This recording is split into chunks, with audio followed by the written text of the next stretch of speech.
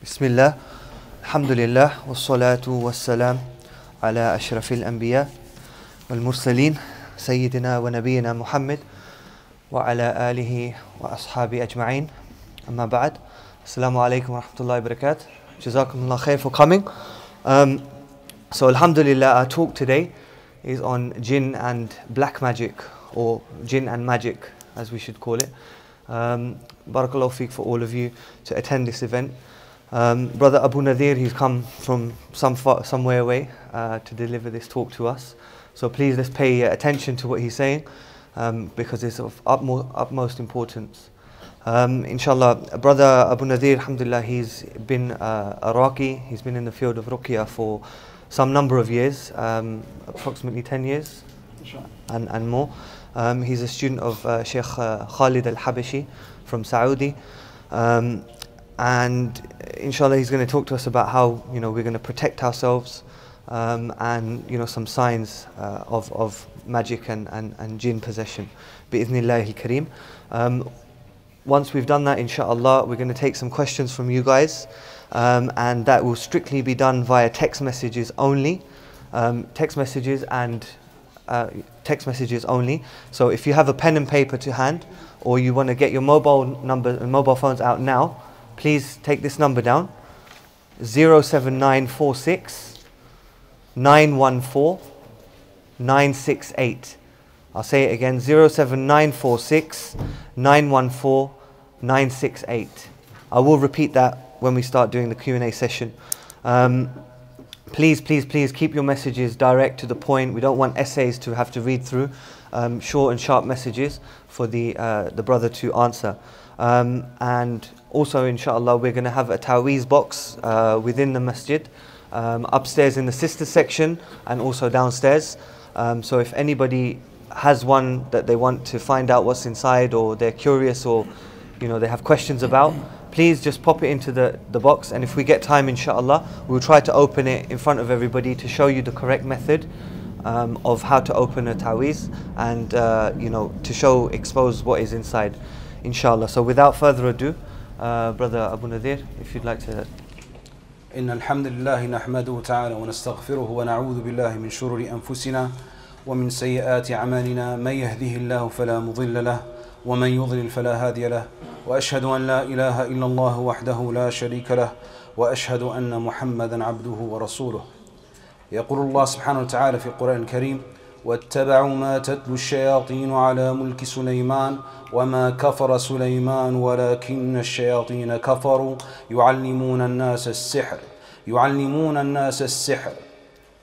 أعوذ بالله من الشيطان الرجيم. واتبعوا ما تتلو الشياطين على ملك سليمان وما كفر سليمان ولكن الشياطين كفروا يعلمون الناس السحر وما أنزل على الملكين ببابل هاروت وماروت وما يعلمان من أحد حتى يقولا إنما نحن فتنة فلا تكفر فيتعلمون منهما ما يفرقون به بين المرء وزوجه وما هم بضارين به من أحد إلا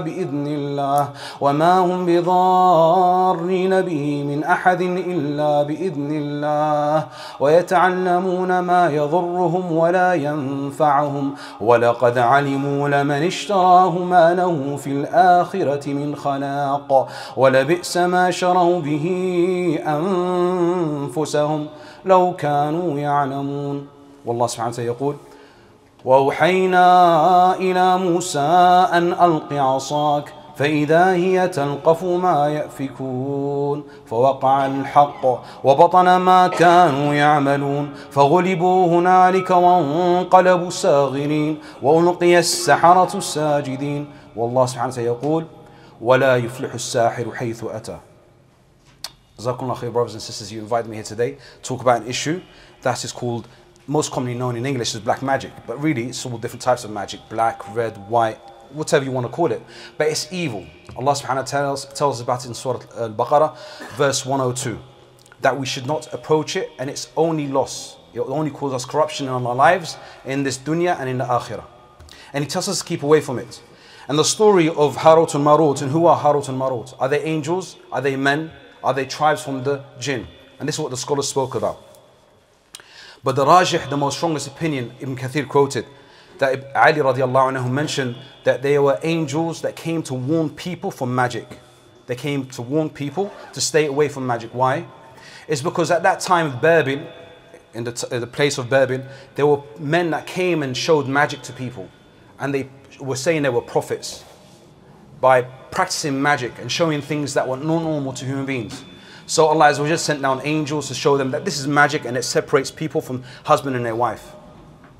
So that's the story of Harut and Marut, and that is what the confusing part of that ayah, that who were they? Were they angels? Were they men? Or were they a tribe from the Jinn? But they were angels, as the scholars said. Sulaiman, alayhi salatu wasalam, the Jews claimed that he was a magician. But he wasn't a magician, that's why the verse came down, as the scholars said, that he had a kingdom that Allah bestowed on him when Allah said, He says in the Qur'an, رَبِّ اغْفِرْ لِي وَهَبْ لِي مُلْكًا لَا يَنْبَغِي لِأَحَدٍ مِنْ بَعْدِي. Oh Allah, forgive me and bestow on me a kingdom that no one else will have after me.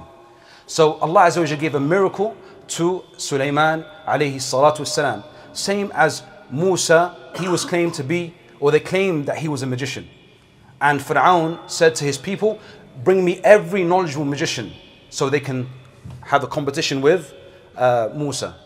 But when they came together to have this duel, this battle, what happened? They threw their sticks and their ropes, and everyone got bewitched. Everyone got affected by this sihr, even Musa alayhi salatu wassalam. But when Allah subhanahu wa ta'ala told him, throw your staff down, and it turned into a snake, and all the other snakes, what happened? The magicians prostrated to Allah in submission, and they believed in Allah and surrendered themselves to Allah. Why? Because they had knowledge of magic. They were the most knowledgeable of magic at that time. And that magic was a powerful magic, because it affected everyone, and even Musa alayhi salatu wasalam. So what happened next? Basically they got killed by Fir'aun, but they were believers by Allah. They believed in Allah and His Prophet Musa and Harun. Allah subhanahu wa ta'ala bestows miracles on His prophets, like He bestowed the miracle to the Prophet sallallahu alaihi wasallam of splitting the moon. The Meccan people asked the Prophet sallallahu alaihi wasallam for a sign, so he showed them a splitting of the moon. But the miracles to prophets are not the same as what the soothsayers or the sahirs, they call to themselves, they don't call to Allah. That's the difference between the two. So sihr, I mean, I've come here today, do I have to prove that sihr exists? And I was researching, reading the books, what scholars write is the dispute between scholars. Does sihr exist or doesn't exist? Does it have an effect on people, doesn't it have an effect on people? And it's a big, long discussion. But I'm someone who practices ruqya, I see people every day. And then I'm seeing why they're coming to me. And on the way, I've changed my talk, because I'm thinking, what do people want to hear? Do they want to hear the conflict between the scholars, or do they want to hear the reality of what's happening today? What is it they want to hear? So the reality of it is this. I'll tell you what it is. Many people are not affected by sihr. Many people are affected by ayn. That's the reality of it. But every time they go to a raqi, what does a raqi say to him? Oh, you have sihr. What does the poor person think? Somebody's gone out there purposely and affected me and attacked me. It causes them anxiety and depression, just that you've told them that you have sihr, when they don't have sihr. You know what they have? Most people suffer from ayn. And the cure for ayn is very, very easy. It's very easy. Everyone in this room should know what the cure of ayn is. Everyone wants to talk about jinn. Everyone wants to talk about jinn. Okay? Actually, the topic now is gone. I'm not talking about all my notes now. I'm not using my notes. Everyone wants to talk about jinn and sihr. And the brother, when he phoned me and he said to me, can you please come and talk about jinn and sihr? I said to him, Akhi, please. Why do people want to talk about jinn, and why do people want to talk about sihr? You want to talk about sihr? The Prophet ﷺ was bewitched. He was bewitched. For 6 months he was affected. He didn't know he was affected by sihr. For 6 months. Can you believe that? I was amazed when I heard that. That for 6 months the Prophet ﷺ was affected by sihr, and in that period of time he used to seek hijama to get rid or relief from the effect of sihr. And it was a sihr to kill him. But it didn't affect the message. It didn't affect the message at all. What it affected was that he thought he spent time with his wives when he didn't. Until Aisha radiallahu anha said to him, Ya Rasulullah, do you not have any interest in us? And then the Prophet ﷺ made dua to Allah subhanahu wa ta'ala. Now remember this hadith now, take note of this hadith, because the cure for sihr is in this hadith. The cure for sihr is in this hadith. By idhnillah, watch this. He said he made dua after dua. And then Allah subhanahu wa ta'ala showed him a sign. And what I mean dua after dua, he made the dua for a long period of time. So, in that time when the Prophet would make dua, he went to sleep or he laid down, he saw two angels come to him in the form of men. And it said it was Mikael and Jibreel. And one of them would ask, what is wrong with your friend? And he would say, they said matboob. And matboob comes from the word tib. So the Arabs, they have a tendency not to say he's sick, he's afflicted, he's bewitched. No, they say something that is positive. So he said matboob. Man tabbahu. Who afflicted him? Lubayd bin Asam. Lubayd bin Asam was a man from a Jewish tribe who practiced sihr and had knowledge of sihr, but he didn't have jinn. Okay, he didn't have any communication with the jinn. That's what the scholars say. The Prophet ﷺ was afflicted by sihr from the other Jews' tribes. They tried to do sihr to him, but it didn't affect him. So these Jews went to Lubayd bin Asam and said to him, can you do sihr to the Prophet ﷺ? And they paid him 3 dinars. So he practiced the sihr. And he said, Lubayd bin Asam, the angel said, and how did he do it? The angel Jibreel alayhi salam replied, a comb with his hair and a male date palm thrown in a well. So the Prophet when he woke up, he ordered in one narration Ali and Talha to bring the sihr. So they bring the sihr. And this is, they say, the reason for al-falaq wal-nas, why it came down, is because of this incident. This is one of the sayings of the scholars. They say this. When the sihr was brought to the Prophet ﷺ, it said it had 11 knots. And if you read al-falaq wal-nas, it has 11 ayats and it had 11 knots. Every time he read a verse, he unknotted a knot. Okay? So the Prophet ﷺ, it is in Sahih Bukhari, he was affected by sihr. So there's no need for me to prove that sihr exists and it has an effect on people and it affects on their body and their mind and their social life. Allah subhanahu wa ta'ala orders the Prophet ﷺ to seek refuge in him from sihr. وَمِن شَرِّ النَّفَّاثَاتِ فِي الْعُقَدِ, and from the blower when he blows in knots. So, inshallah, that is covered. And I think everyone in this room, alhamdulillah, understands this. But what my problem is that some people who are most really not in this mosque at all go to these magicians and they call themselves Muslims and they get sihr done to themselves. Okay, they get sihr done to themselves, or they phone a magician and they say to him, what is wrong with me? What am I affected with? When the Prophet ﷺ made it clear, whoever goes to a soothsayer, his salah is not accepted for 40 days. For 40 days. And whoever goes to a soothsayer and believes in what he says, he's disbelieved in what's come down on the Prophet ﷺ. These things are clear, but people are still doing this. Why? Because this message is not getting to them. This message that we're talking about now is not getting to them. And I'm not going to lie to you. I sit where you sit and I listen to scholars, students of knowledge speaking. But then I look around me and I'm saying, who's delivering this message? Who's taking this message and passing it on to their neighbors, to their friends, to their family? Are we really passing on that message? This is just amongst us as Muslims. Are we doing it even to the other Muslims? We're not in a Muslim country. Are we doing it to everyone else? This is the sad thing. This is what's in my heart. Is to say, are we passing on this message? You know, are we like postmen or not? Are we getting the message, the letter, and we're taking it to people's doors or not? This is the sad thing that I want to pass on. So, the Prophet ﷺ said, whoever has sihr done for him or practiced sihr is not from us.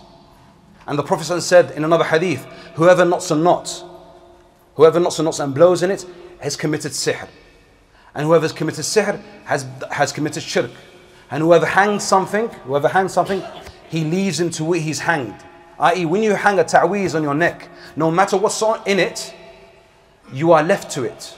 Maybe a stone or a shell or a Taweez, you are left to it. It will protect you, it will do everything for you if you believe that. But it's all batil. It's all an illusion. And what's not illusion is dua to Allah subhanahu wa ta'ala. That's not an illusion. That is real. I mean, where else do you want me to say? You know, that people come to me, and I'll show you. This is a family, a bag, I think it was a kilo.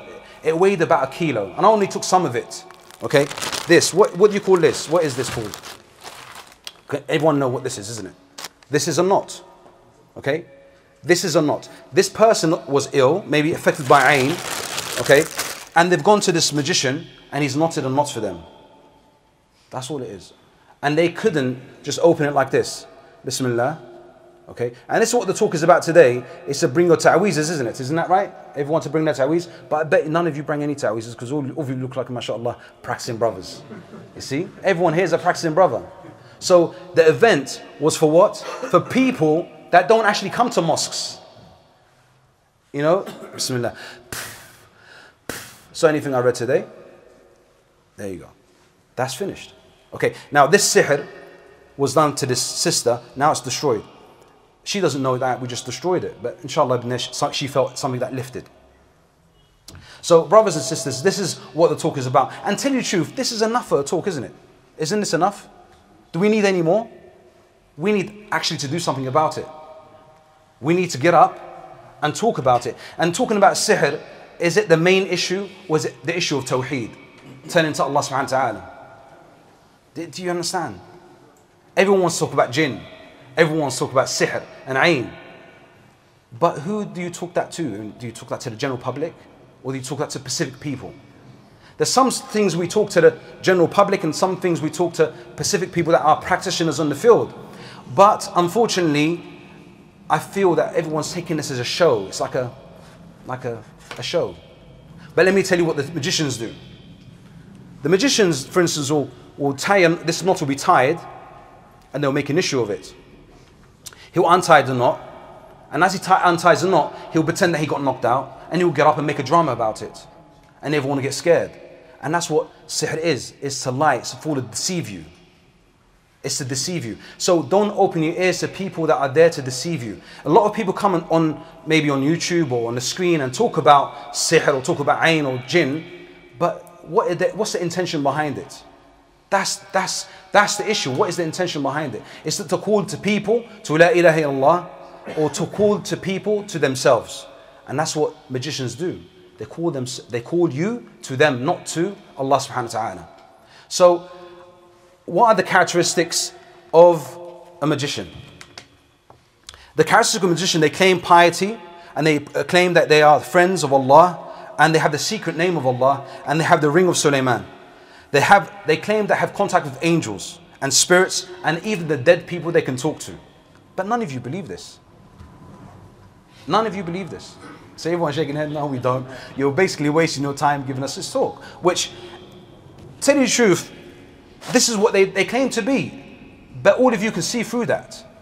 But the ones that you cannot see through are the ones who come wearing the cloak of Islam. The ones that come and say we are Muslims, and they don't tell you the truth about them. You find them in mosques, okay? And they say to you, for instance, you are possessed, and you say to them, and this is what happens to me when they come to me. People come to me, they say, I went to Fulan, and I say, okay, what did he say to you? He said, I'm possessed. I said, why did he say you're possessed? I don't know. Well, how can you take that from him? I have sihr. Why did he say that you have sihr? They say, I don't know. So people are open to be brainwashed. Why? It's because maybe they don't understand the subject in depth. So do we need to talk about it? So there are signs and symptoms of people who are afflicted.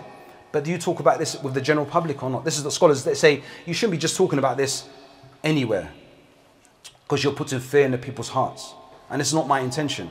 My intention is to say, brothers and sisters, we need some form of awareness that these ta'weezes are sihr. You go in to these people who practice sihr, and some of you know it and some of you don't know it. Like an example, in the bookshops, they're selling these books. If only we had it. They're selling these books. We didn't bring the book. They're selling these books with ta'weezes, and it's called The Prophet's Medicine. The book is called The Prophet's Medicine, The Savior. Okay? And it's being translated from Gujarati into English, and it has boxes and grids, and basically it's a sihr. And it even shows you, it tells a woman how to make your husband love you and so on. And this is a sister who brought me the book just yesterday. And she says, is this okay, is it not? And she had Tib al-Nawawi. I said, Tib al-Nawawi is fine, by Ibn Qayyim, but this book is not. But these books are getting sold in Islamic bookshops. So all you need to do is go through the Islamic bookshops, look at the books, and if you open it, you'll find the grids and boxes. This is sihr. There's no doubts about that. Unfortunately, we don't have the book here with us. What else do they claim? The magicians, they claim they can catch jinn. Has anyone heard this? Has anyone heard these people that claim they can catch jinns? Jinn catchers?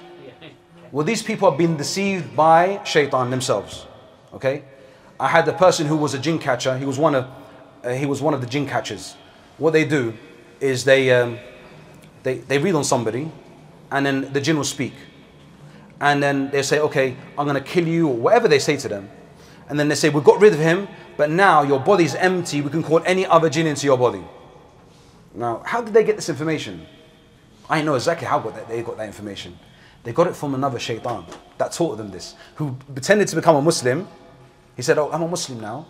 But look, if you do this, and nothing's haram. Nothing seems haram here. Everything seems like it's legal. They said to them, look, if you just now the body's empty and you make that person make dua. So I make him make dua that this jinn in this body comes into you. So and they actually told me, they said to me, we prove it, make dua that this jinn comes into you. And I'm like, I'm not making that dua. Am I stupid? Why am I going to make that dua? That's dhulm. I'm going to put oppression on myself. But the jinn knew that at a certain time of the day, a dua can be answered. He knows shayateen have knowledge. Did you know that shayateen have knowledge? Everyone knows that shayateen have knowledge. They taught Abu Hurairah Ayat al-Kursi. Didn't they do that?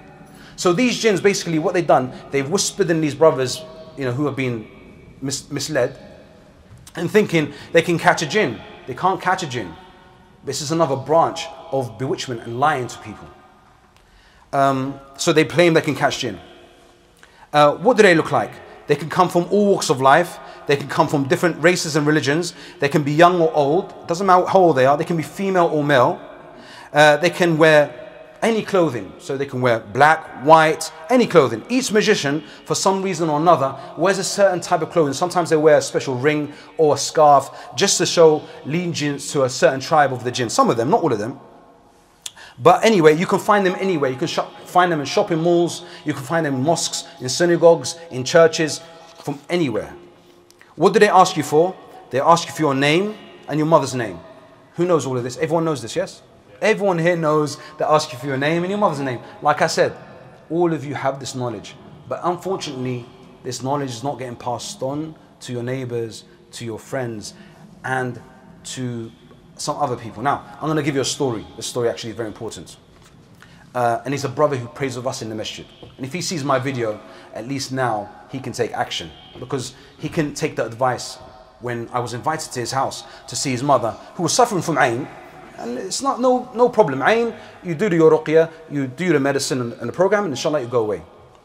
And so what happened was, as I was doing ruqya to his mum, the signs were clear, the Ain was clear, but he said to me, I've got my son who can help you. I said, okay, how? He said to me, I'll call him down. But I knew what he meant. Basically saying to me that his son's got a jinn inside of him, and his jinn can help me. Because I know this, but I just went along with him. So he rang his son down, and he said to me, he's here. So I started reading verses of punishment. Now the jinn claims to be a Muslim. Okay, he claims to be a jinn Muslim. So I started reading verses of punishment. The boy's face started to get tense, and I said to him, you didn't like that, did you? He said to me, no, I didn't like that. He was only 10 years old. The boy was only 10 years old. And how did he learn this? It was another so-called Maulana who came to visit the house to do ruqya on his father, and then said to him, look, your son has got something special, we use him. But it wasn't using him in anything good. It was only evil. And his son now is still afflicted, and he's not doing nothing about it. I tried to advise the son. I said to him, the father, I said to him, this is wrong. This shouldn't be done. But he didn't want to take my advice. He didn't ever call me back again. But this is what's happening in our community. And wallahi, after Fajr, he sits right next to the wall and he makes dhikr till sunrise. But he doesn't understand. He's been taught something wrong. And he thinks it's okay. And his son now can grow up to be a magician, because he's possessed by a shaitan. This is something that needs to be addressed. But people don't talk about it.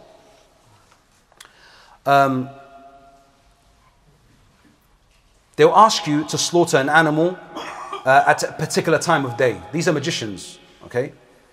They'll ask you to slaughter an animal without mentioning Allah's name and give it to the Muslims to eat. Bring it to the masjid, give it to the Muslims, and it's been slaughtered without Allah, putting Allah's name. Not put doubts in you, that no one gets sinned for that, but this is the way the devilish shayateen will do. They will make you slaughter an animal and leave it in the wilderness. So you slaughter an animal, even if you say Bismillah, some of them will say, it doesn't matter, say Bismillah, but you've put it in the wilderness, that no one's going to eat it, it's waste, and it's haram. He could also ask you for blood to smear on the person's body, ask you for certain expensive bukhur to light up in a certain time of the day. They can ask you to light up candles of certain colors like red, green, and all different colors. They'll tell you to stay away from people for a certain amount of time in the dark, or not talk to people for a certain period of time. What they may give you, they might give you a Taweez, and everyone knows what a Taweez is. And they might give you a knife, a padlock, a ring, a necklace, and inside of it will be engraved certain symbols and numbers. And these are sihr. But unfortunately, Muslims are still doing this, and they come to us with these things until they feel the negative effects, and they come running saying, oh, we went to somebody who was wrong. Like an example, a brother came to me just 3 days ago. He said to me, oh, I wasn't practicing, I was weak in my iman, so I went to this man, an African man, and he said that he can get me a spouse. So he paid him sums of money, and then afterwards he felt like he had to go back to him each time, and every time he went back to him he felt good, but he didn't get the wife. So he thought, no, this is not a good deal. So he tried to keep away from him, but he felt like something drawing him to this man. So he came to see me. But what was wrong here? What was wrong? He's actually looking to get affected. He's looking to get possessed. And people do get possessed when they go to these people. They do get possessed. As soon as you walk in their door, or they hug you, you get possessed. Because why? Because your iman is not there no more. As we know, iman, for a Muslim, when he commits a sin, what happens to his iman? It lifts up like the iman is not there. Until he comes back to his senses, then the iman comes back when he repents. But that's the reason why these people get possessed when they go to these places. How does one become a magician? Now, when you visit these people, like these jinn catchers, okay? These jinn catchers got, trapped into this. So when you visit these magicians and faith healers, fake raqis, and psychics and hypnosis, they'll ask you to start worshipping Allah or to become more spiritual. And they'll say to you that you have a special gift and you have a strong energy. And they might give you a ta'weez to put underneath your pillow, and this is a true story. Okay? But I'm going along what's written in the books as well, and this has actually happened. A brother from Yemen went to Yemen, and this actually happened to him, and this is something that is documented in books. So he'll give you a ta'weez to put underneath your pillow, and then what will happen? A jinn will come to you in your dream, and he'll give you a jewel, and then from there you'll start wanting to sin while you're praying. It's very important that you start praying, or you are spiritually connected. So if you're not a Muslim, they'll ask you to go to church, or if you're not religious, they will tell you to do meditation. It's something that is spiritual. So the brother, the same thing happened to him. His uncle said to him, start praying. And he got approached by this jinn, and this jinn actually gave him this jewel. What happened to the brother? He started to grow his nails. He didn't even know he's growing his nails until I said to him, look, your nails. He started to wear all black. He didn't even notice that he's wearing all black. What else happened to you? Your nightmare will start from there. Your nightmare will start. You will start thinking of sins of like adultery and incest and pedophilia. These are the kind of things that will give you waswas. For you to commit sin and feel sad and upset that Allah does not love you, and then they'll take you. They'll make you desperate. And then once they get you in that state, then they'll make you call upon them and seek refuge in them, because they're the ones that are going to protect you now. You belong to them. So these are the things that they tell you to do. They'll ask you to disbelieve in Allah subhanahu wa ta'ala. They'll ask you to disbelieve in Allah. They'll ask you to stay in the dark for 40 days, and they'll do some indecency to you. That's the reason why you stay for 40 days in the dark. They'll ask you to bring a sacrifice to a devil. And they'll tell you to do dirty things to the Qur'an, which I will not mention in this masjid. They'll ask you to write the Qur'an backwards. something that I missed out. The Prophet ﷺ said that whoever knots a knot and blows in it has committed magic. And if everyone knows here, magic is something that you have to seek. It is knowledge. It's not something that you just get. Okay? But if you play around with magic, okay, you will get affected by the jinns. They will attack you. They will possess you. They will cause you havoc because you've opened a door for them. Okay, it's happened to some sisters. She was only 14 years old and she was in love with somebody, so she went into the internet and she downloaded a diagram and started to do a witchcraft spell. She got possessed. I don't want to tell you what she got possessed by because it was a nightmare. And the sister was suffering for years. She was not a Muslim, by the way. She became a Muslim. And even though she was afflicted by these enemies of Allah subhanahu wa ta'ala. This dunya is not worth a wing of a mosquito. This is a hadith. The majority of this ummah will die between the age of 60 and 70. Whoever practices sihr, and this is the message to the sahara, male and female, that you've sold your eternity, paradise, you've sold it for nothing, for misery in this life. A sahir will never be successful. The sahir will never be successful. وَلَا يُفْلِحُ السَّاحِرُ حَيْثُ أَتَى. This is our belief, okay?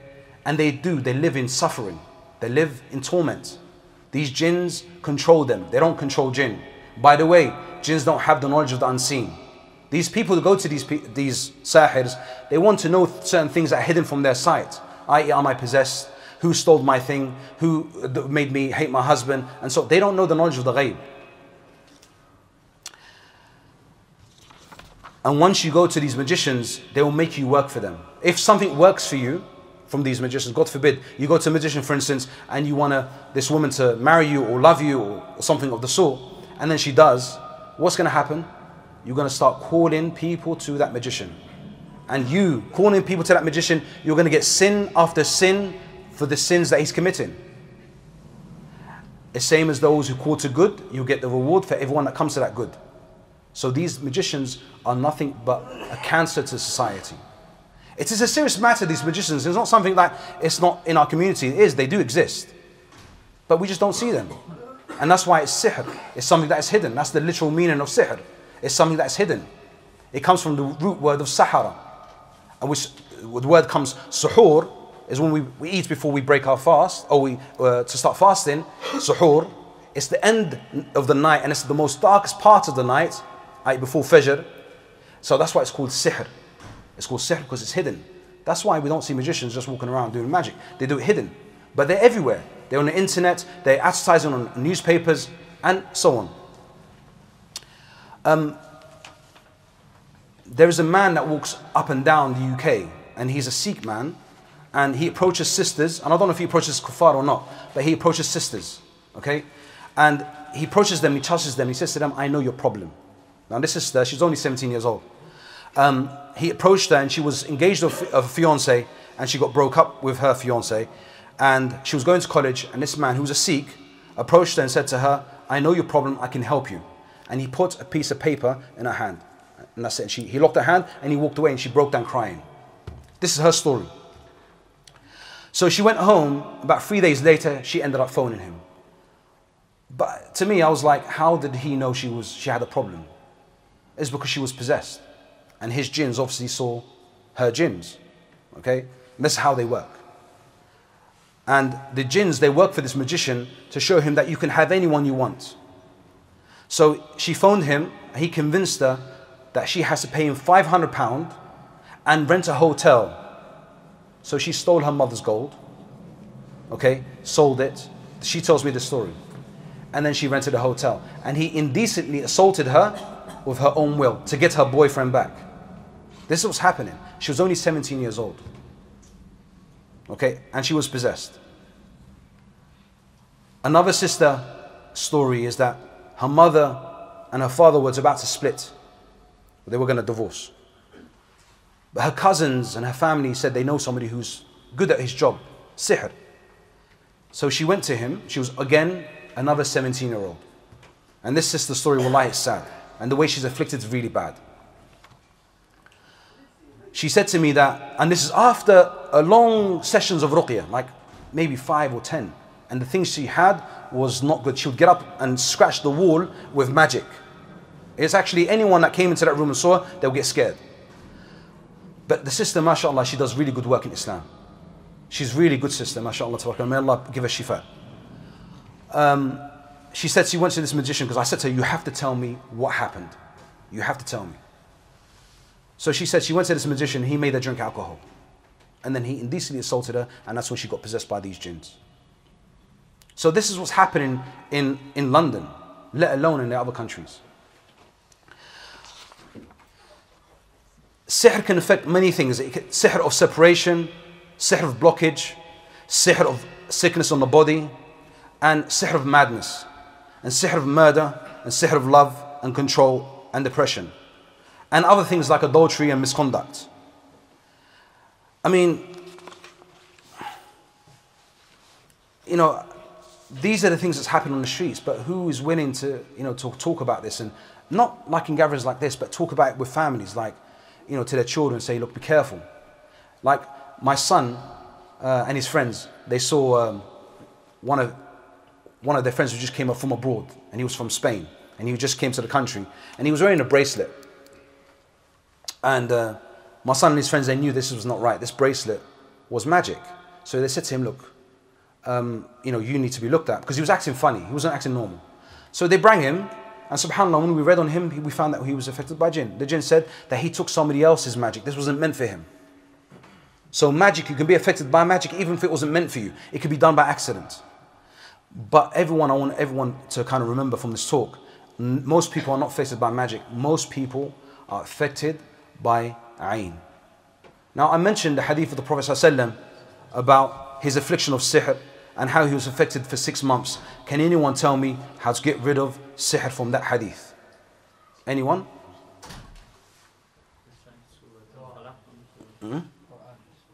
Qur'an. It's a step-by-step guide from the hadith. You need to find the sihr. That's good. knots or whatever. Okay, anything else? Make dua. That's key. But before making dua, what's before that? Adhkar. The Prophet ﷺ always made adhkar. He used to pray qiyam al-layl at that time. But what is step-by-step guide? So if you were to meet somebody that was affected by sihr, what would you say to them? Go to Abu Nadeer? You wouldn't say that to them, would you? I wouldn't advise you to do that. Follow the hadiths of the Prophet ﷺ. What was it? To bring the Taweez. No, it wasn't. Think about it. We mentioned it. The Prophet ﷺ was affected for 6 months. I'm going to try and repeat the story again. For 6 months. Make dua. Somebody said that already. Pardon? Destroy the magic. No. You're going to kick yourself when I tell you what it is. Hijama? No, because hijama didn't get rid of the sihr. It only lessened the effect of sihr or the pain. Pardon? Continuous dua. That's very key, but before that. Ruqya. No, the Prophet didn't do ruqya. Nope. See, this is the problem. This is the problem that I find every day. People come to me and I'm thinking, why didn't you just do this? It's key. You are the soldiers of Allah. You need to help people. This is why you're on this land. Shaitan doesn't want you to help people. Do you know that? He wants you to stay in the house. Maybe just watch TV. Maybe watch football. Astaghfirullah. I don't believe you're like that anyway. But the first thing is to accept. Sorry. It's to acknowledge. No. Acknowledge. The person didn't know he was affected by sihr. He was the Prophet sallallahu alaihi wasallam. Self-acknowledgement. Pardon? Self-acknowledgement. First is to acknowledge. You can't. People who are affected by sihr don't know they're affected. So it's usually the people, the family will say, look, brother, something's wrong. You need to sort something out. You might have an anger issue. You might be slacking your deen. Something might be wrong in your income. Every time you try a business, it's not working. Okay? And you keep knocking on the door and it's not working. Okay? So the first thing is to acknowledge the problem. Then when acknowledging the problem is to accept. Second is to accept it. Then thirdly is to make dua to Allah subhanahu wa ta'ala. Remember the Prophet ﷺ used to make dua every day. Do qiyam al-layl. Okay? But, so the steps of getting rid of sihr is what? Is to acknowledge the problem, accept it, then make dua. Only make dua is you are certain that Allah subhanahu wa ta'ala will answer your dua. You have to be certain. How can you acknowledge the problem if you don't know you're affected? Your family would know that you're affected. So if you're not affected, you're not affected. But if there's a problem if there's a problem that you have, for instance, you've got an anger issue, you're always shouting at your family, well then, if your family says to you, look, why are you getting upset? What's the reason? And there's no reason for you to get upset, then you have to start saying, I need to make dua to Allah. Straight away. So the Prophet ﷺ, when Aisha said to her, do you not have any interest in us? What did he do? He made dua after dua. He didn't run to somebody, he made dua after dua. So when he made dua after dua, what did Allah Azza wa Jal do? He showed them where the sihr was. So he went and got the Sahaba to destroy the sihr, and that was the end of the story. The sihr was, why? It's the first principal steps. Aisha radiallahu anha was affected. She was amongst the Sahaba, scholars of the Sahaba. She was affected by sihr. She fell ill, and her nephew went and asked a gypsy doctor, and he said she has symptoms of sihr. And they asked her slave girl, and she confessed that she practiced sihr on her. So she was ordered to be sold. Hafsa radiallahu anha, the daughter of Umar al-Khattab, she was affected by sihr. Okay? Now these are hadiths and sayings in the seerah that people were affected by sihr, and the sihr is real and people are affected by it. But because of its nature, it's hidden. And if you are practicing, mashallah, tabarakallah, it won't affect you as much as somebody who's not practicing. Barakallahu feekum. Okay. Pardon? Is there a special dua you make when you realize you have it? Specific dua or just dua? No, it's just like, for instance, if you have a problem in your life, for instance, you have a problem with a friend, a serious problem, that you two are very close, and all of a sudden that you two seem like you're just being separated. Okay? But see what you just asked, this is what I do, this is my work, this is what I do. What you just asked, now I have to explain. It's usually there's a drive before sihr, there's a drive, and that drive is envy. And that envy, you don't really need sihr to affect the person. It affects them straight away. So what the envious person does, he's not patient with his envy. That's how envious he is. He goes to a magician to do sihr. But his envy was enough. Because the envious one, shayateen follow him, and they use his envy to attack you. Does that make sense? Does anyone understand that? Yeah? You didn't answer my question. Is there a specific dua you make? You make that specific dua, oh Allah, what is wrong with my situation? You ask Allah, oh Allah, show me a sign, show me something. There's not a specific dua, for instance, in hadith or the sunnah concerning sihr. There's ruqya, that you read Surah Al-Baqarah, for instance. Okay, that came, that the batala, that the magicians cannot fight with it, cannot come close to it. Barakallahu fiqh. Sorry, brother. Just to, can we give the brother the time to finish his lecture, and inshallah we'll take all the questions from it, because otherwise he may sort of forget a few points which may be important to us, inshallah. We'll leave him and we'll be taking, inshallah, the questions straight afterwards, inshallah. Okay, barakallahu fiqh. Okay, so, no, it's okay.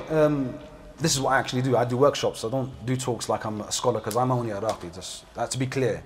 Okay, I'm all the same as everyone. So, what are the signs and symptoms? Now, the signs and symptoms of sihr are different to the signs and symptoms of ayn and jinn possession, but they're very similar. I'm not going to tell you them what sihr is. I'm going to talk about them generally. Okay, seeing animals in your dream. Okay, seeing black cats. This is what the raqis have all come together. This research has been done for years and years, and they've come to the conclusion that most people are affected by sihr or ayn or jinn possession. They see these things in their dream. Black cats, black dogs, lizards and snakes and scorpions. Please do not panic and run out of this room if you see these things. It doesn't mean that you have sihr if you see these, because there's different meanings for each thing. Okay, scorpions and all types of reptiles. Seeing spiders and ants. Seeing demons and jinns and ghosts, figures of people without faces, seeing people with masks, seeing them very tall or very short. Some people say they see them in a smoky color body form, and they look very scary. And having nightmares, okay, is all a sign of somebody that might be afflicted. Fighting with individuals, seeing yourself intimate with a stranger frequently, or being raped, and the person who witnesses this wakes up distressed. This is usually could be anyone. It could be male or female. This could be from opposite genders or even the same. So seeing these dreams, like give an example, like a snake. In books that are written on the subject, ruqya, if you see a snake, that means you have sihr. That's not true. If you see a snake, it could mean that you don't pray. It could mean that you have a debt. And this is more a subject for people who interpret dreams. Not for raqis, but it's a general kind of, for us it's a sign, an indication that other symptoms go along with it. So there's other symptoms during the day and there are symptoms when you're asleep and so on. Signs and symptoms during sleep. Insomnia, can't go to sleep. When you're just about to go to sleep, you just feel like you're fully awake. Okay, and that doesn't mean that you're possessed if you get this. You might be stressed out from work. You might be excited about something tomorrow, the next day, and things like that. So, or in debt, or focusing on the project. Sleep paralysis. Now, sleep paralysis is a really interesting one. Sleep paralysis, a lot of people suffer from this and they complain about it. But it doesn't mean that you're constantly possessed. It can mean something's passing by, possessed you for a time, and then left you. Or it can mean that jinn's entered you, or is there, and that's the way it enjoys itself with you. It just causes you a sleep paralysis. Disturbed sleep is another sign. Finding it hard to get out of bed in the morning. Physical symptoms are tightness of the chest, anxiety, feeling tired during the day, headaches with no medical cause. Unexplainable bruises is another sign. Scratches on the body, and sometimes names are scratched on the body. Sometimes the jinn wants you to know he's there. Yeah, they write their names, they will tell you their name, which is quite strange. Or sometimes people wake up with a different color hand tone. The hand of his will wake up and they'll say that it's henna, and it's sometimes brown. Physical symptoms, pins and needles for no medical reasons, hot and cold flushes, excessive sweating, feeling something move in the stomach, movement in the pelvic floor for women, unexplainable pain in the womb. Feeling pain while being intimate with the husband is another sign. Signs and symptoms in behavior, sudden mood swings, unexplainable anger, anger for the smallest of things, spending a long time in the bathroom talking to oneself, lack of hygiene, not showering and not being clean. Severe waswas is another sign. Negative thoughts, suicidal thoughts, desire of being alone. These are all signs, and the signs go on and on and on. But these signs are not to put fear in you. Everyone can go through these signs and they could just go away. If somebody was just to pray 5 times a day in the mosque, make his dua, adhkar al-sabah, read a portion of the Qur'an, and inshallah, these things will go away. If they don't go away and they become more severe, then that person needs to seek some more attention, advice from somebody else that has an insight, understanding of this. So, signs and symptoms in worldly affairs. Extreme difficulty in education or getting a job or marriage or having children. Unexplainable constant failure. Always, you try to do something, you're always failing. But this could be a test from Allah subhanahu wa ta'ala. It doesn't mean go and run to a soothsayer and ask him what's wrong with me. That's what people are doing. Okay, and that's why we're talking about it here today. These are signs and symptoms not for you to run to a soothsayer. These are signs and symptoms for you to repent to Allah subhanahu wa ta'ala. These are signs and symptoms so you can call upon Allah subhanahu wa ta'ala. Signs and symptoms that you must fear Allah subhanahu wa ta'ala, because it's a test. So how to protect yourself? So we mentioned Ayat al-Kursi throughout the whole day. Read an Ayat al-Kursi. Falaq wa nas is protection for you from all elements, sihr, ayn and jinn possession. If you were to read Falaq wa nas, you'll find it's a lot of protection in it. Ayat al-Kursi. Last verse of Surah Al-Baqarah. These are very powerful ayats that you can use for yourself, and this is what the Prophet came and teach us. If we were just to follow what the Prophet taught us, we'd be, alhamdulillah, in a better way. Now, the Prophet and the Sahaba were the best people that walked on this earth, but they still got affected. And they still were doing the adhkar and they were still reading the Qur'an, but the effect wasn't so bad. Most people,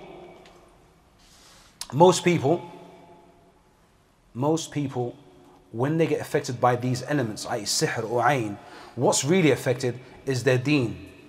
It's the deen that gets affected, it gets dented. They start going far away from Allah subhanahu wa ta'ala. And that is the problem. This is the problem why we're here. They're looking for something else. The shaitan that's in them is actually telling them to go to a soothsayer. So instead of going to a soothsayer, know the wisdom behind you getting afflicted. You might have sihr or ayn or jinn possession, but what is the wisdom behind it? The wisdom behind it is so you can turn to Allah and surrender yourself to Allah and call upon Allah subhanahu wa ta'ala. Barakallahu feekum. And I hope that I covered nearly everything, I hope. That's what I hope. Okay. You know, we were expecting we're going to have young enthusiastic brothers that want to go run around breaking ta'weezes. So this is why we bring some ta'weez to show. This is from one family. Okay, and they done it to themselves. It's not like somebody done it to them. Most people think that sihr is done to them by somebody, but they done it to themselves. This is from the same family. Same family. Okay, I'm going to show you. I don't want to show you anything scary. I just want to show you something that will make sense. Okay, so these are the things they give them to wear. Okay, now if you want to cut that, open it and show them what's inside. Is there anything specific that should be inside? If you should done your adhkar sabah al-masa. But don't fear, because it doesn't affect you only by Allah's will. Do not be scared. Now I was told not to relate any stories of breaking ta'weezes and what happens at a time of breaking ta'weezes, not to make people scared. So I'm not going to tell you what happens. So these are the things that people sometimes wear. We might think there's nothing wrong with wearing this. Okay, I'm bringing you something that will not scare anyone. There's no sihr on this. Can you see everyone? No sihr done on this. But it's got Allah's name on there. It's got Kaaba on there, and it's got Allah's name again in all different writings. But what's wrong with wearing this? We mentioned the hadith. Because it's black. Pardon? It's black color and you get You trust to trust in the item itself. Yes, that's the reason. That's the danger. That your trust now is left on this. So when they came to see me, they just drop it, saying, no, I'm not going to trust this no one. They left it. So I'm thinking, okay, I'll bring it. This is harmless really, doesn't it? There's nothing wrong with this. Harmless, only got Allah's name in there. But this is something that's interesting. This is a sister who was possessed by... Because what they do, the jinns actually make you wear these things. And they make you buy these things like this. They make you buy these things here. This is from a sister. I called it the evil within. She dropped it in the marketplace, and I don't know if this is true or not. This is from what she said, okay? And I can't verify it. She dropped this, and she found it at home. She found it back at home. She dropped it in the market, then she went home, she found it again. Okay? A really evil, nasty jinn. And how did she get possessed by that jinn? She went back home, and they asked one of these soothsayers to help her. So what they do, they put a muwakkil inside of her. And from the young age of 5 years old, he grows up with her. What happens? He falls in love with her. What happens? He makes a divorce. And then he makes her go around, makes her marry the wrong person, so she divorces again. Then she stays alone and never ever gets married. And the jinn takes her for himself. So this here, okay, is just, it seems like, okay, it's fa'ain, we don't really believe in it, we just hang it, maybe it'll do something, maybe or not. That's the way they talk. Okay? But this is shirk. You've actually committed shirk. And you've asked jinns to possess you. Is there any specific way why this is... Have a guess. There's no science to it. I'm not, you know. No, why it's like this. Oh why? no, I don't know. This is fascinating. Like, it's fascinating. Like, yeah. It's just exactly how you just, that's normal, natural what you just said. Yeah. They want to make it fascinating. He could just fold it up normally, couldn't he? But they want to make it like it's something there. It's nothing, it's all batil. This is another thing they put in their shops. But this all calls, you know what this does? This calls for shayateen to come to your house. Seems like there's nothing there, isn't it? But the jinns, this is what they want you to have in your house for them to enter. Remember the Prophet ﷺ, when he had a curtain and he had pictures on, the angel Jibreel ﷺ did not come, did he? For a month. Okay? The reason why is because they had pictures. In another narration, there was a puppy that was dead underneath the bed of the Prophet ﷺ. Can you just explain? Okay, so brothers, mashallah, who... Brothers and sisters, very quickly, the number we gave out earlier for the questions, it was actually incorrect. My apologies. If you'd like to take the note of the number again, it's 07469 147 967. So all questions to that number, please. 07469 147 967. Barakallahu fi. By the way, by now I'm finished, there should be no questions because I've covered everything, haven't I? I've opened up everything. I didn't read from the paper. So this here, the brother wants me to explain what it is. And I'm like, how do you want me to say what it is? I mean, who am I? I'm not the magician who wrote it. Yeah. So no, this is sihr. Okay, it's got grids and boxes, and the person himself who wrote this could be possessed. Okay, most of these people who are magicians are possessed from jinn. I'll give you an example of the writing of a jinn. I actually told the jinn one time to write, and he actually showed me how they do sihr. So this here, the scribbled in here, it looks like it's nothing. When we open it, we see it as nothing. It's just scribbling. There's nothing there. But this is jinn writing. But I can't verify, I can't prove it. But this is what they say. Okay? So that's the disclaimer. I can't prove it. They say it's jinn.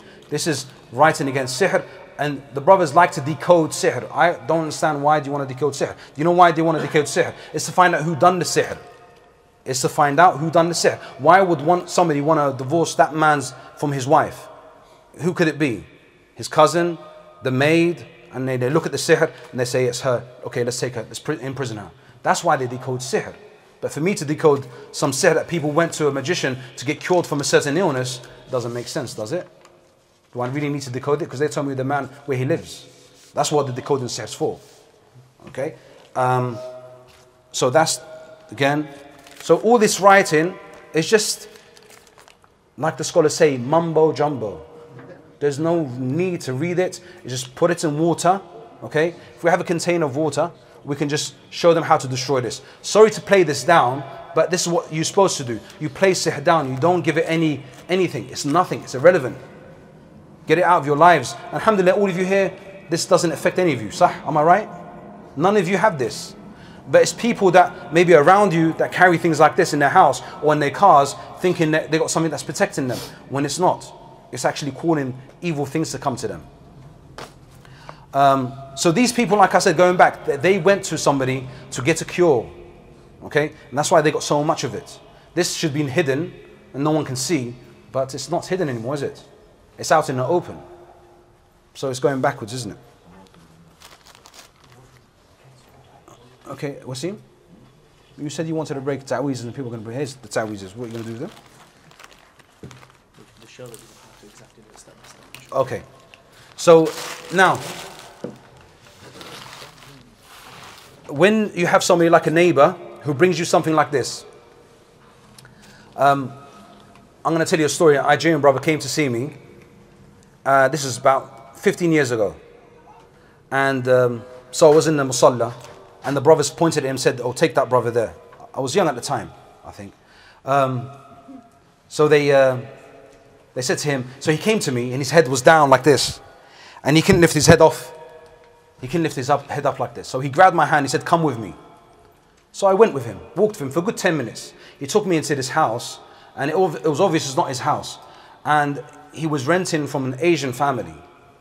And I walked into his room, and he had stuck on the wall a piece of paper, like a notepad paper, just the size of this or just smaller, a size of this, or just smaller.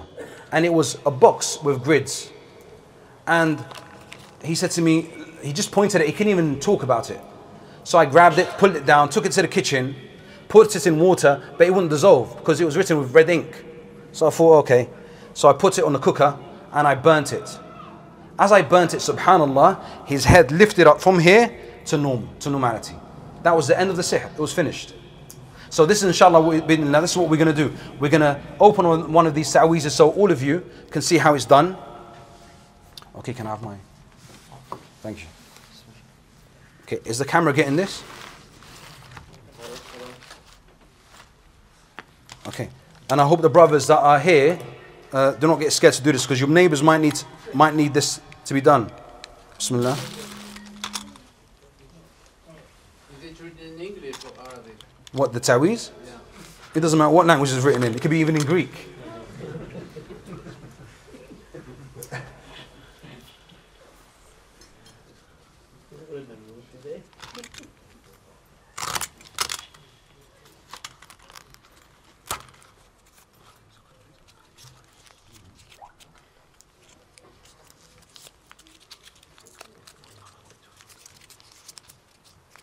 And just while you're doing that, Raqi, someone just asked a very relevant question. That if this is mumbo jumbo, as you say, why do we need to place this into the water? What's the purpose? Okay, it's good question. Now, this is what the Jinn say. Okay, they are attached to the Taweez. Can I prove that? I can't prove that, can I? So what is it? It's mumbo jumbo. Yes, it is a knowledge. It is this and the other. But this is only to put fear in your hearts. Now, if you want to really believe what I'm going to say, this was not written. This was all photocopied. Okay, this is photocopied. Okay, this was done to heal somebody, not to harm or kill someone. Okay, but it's all lies. It's making his heart attached to something that is not real. Okay, that person can be possessed because of this. Okay, and the Jinn now has got authority. You gave him authority to enter you.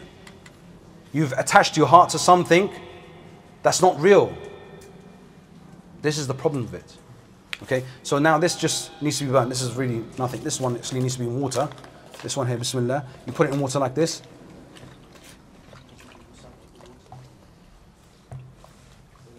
Pardon? Do you have to recite on the water? Okay, so do you need to recite in the water? Do you not need to recite in the water? The most important thing is to actually destroy this, okay, in any way or form. Why you're reciting it so you don't get affected, okay? So to be on the safe side is to read falaq on this. Why am I saying that? Is the knots when they're knotted, once it's unknotted, once the unknot is knotted, this is basically the science of breaking the sihr, this is the knot. And if you want to break the knot and it's finished, all you need to do is unknot it. And in the narration that Prophet ﷺ, he read every time he knotted an unknot, he blew in it with one verse.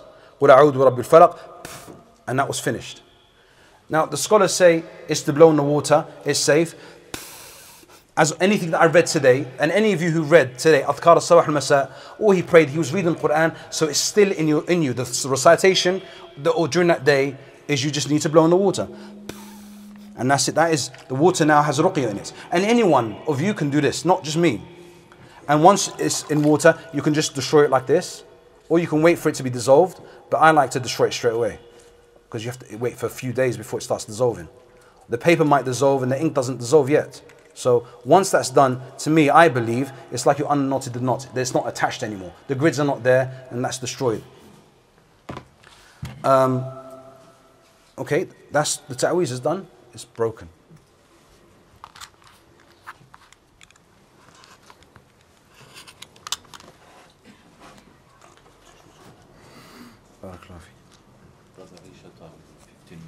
I'm finished. I'm done. Any questions and we can be finished. I'll give it back to the brothers here and sisters as well upstairs. Do you want us to go through the question and answers before? Just for I'm giving it, well, putting it back to the brothers and sisters as well upstairs. Would you like us to carry on and then pray Isha, or shall we pray Isha and come back for question and answers? Should be sufficient to complete the whole issue. Questions now. You've got good 10 or 12 So minutes. we'll take a few questions before the adhan, inshallah, and one between, and then if there are any other burning questions, inshallah, we'll ask people to come back after Isha, inshallah. Okay, so one of the questions was, how does a person feel? What does a person feel when affected by sihr or ain? When a person is affected by sihr or ain, like I said to the brother earlier, it depends on the person. Not everyone is the same. Everyone's signs and symptoms is different. It's okay to pick up a book and read it, and read the signs and symptoms like I just mentioned, but not everyone's the same. Okay, you might have a strong character that, for instance, your relationship with your wife might be strong, so it won't affect your marriage, but it'll affect another relationship, like at work. but it was intended for your marriage. So you start fighting with your boss. Do you understand? So if your marriage was a strong relationship or your wife was very patient, it wouldn't really affect the sihr. It would affect somebody else that you relate with. Does that make sense? Have I just confused everyone? So everyone's different. The signs and symptoms that you read in the book is not just, it's not clear. So I hope I answered that question. Somebody's messaged about something called Nuri Ilm, and I don't know if you've come across this word. Okay, Nur al-Ain, this is what they do. This is a ring, okay, and it's got Khatam Sulaiman on this. Khatam Sulaiman, it's a charm of, they claim it's Sulaiman's, what he used to have in his ring. And this is what they do. This is things they practice in places like all over the world, to tell you the truth. But it's funny how the ring is on the outside, the engraving is on the outside, not in the inside. Usually somebody will give you a ring and the sihr will be from the inside and it'll be hidden. Once you put that ring in, you'll get possessed by a demon. Okay? But this person, he can have intimacy with his wife, so his wife took him to this man and gave him this ring. And he still can't be intimate with his wife. Not surprisingly. Okay? So this one needs to be grinded down and worn off. Okay, but the effect of this is when the person's wearing it. Okay. Nur al-Ain, yes, Nur al-Ain. Nur al-Ain is basically knowledge of the shayateen. They tell them that we have knowledge that no one else has, and will teach you secrets of Allah Azza wa Jal, like Khatam Sulaiman, like I just showed you here. So this is what they call ilm. This here, this is where it goes back down to, okay? And they'll tell you to stay in the cave for a certain period of time, and then you have somebody that come to you. So it's the same as any other type of magic or okay. Okay. Somebody's asked how to treat evil eye. Inshallah, they've already got that answer. What's the answer for evil eye? Okay, the evil eye, I didn't mention the cure for evil eye. Good question. Like I said, most people are affected by the evil eye and they don't know the cure. So what happens is they think somebody's done magic to them. The cure for the evil eye is straight away is to know who gave you the evil eye.